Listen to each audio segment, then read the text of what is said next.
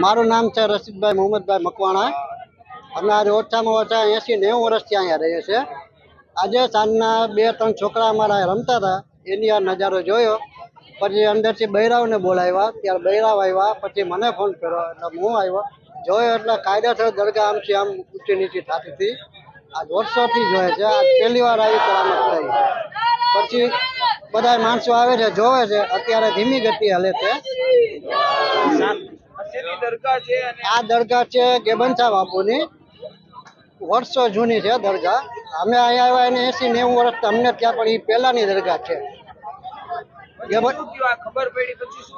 ખબર પડી એટલે બધા માણસોને જેમ જેમ ખબર પડતી કે એમ જોવા આવે, હજી થોડો નજારો ચાલુ છે.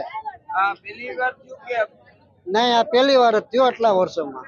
અમે આટલા વર્ષો ત્યાં રહ્યા લતામાં અને બધાને આજ પહેલી વાર આવો નજારો થયો છે. આમ કાયદેસર આમ શ્વાસ લેતા ને એવી રીતના અત્યારે હાલમાં પણ એ નજારો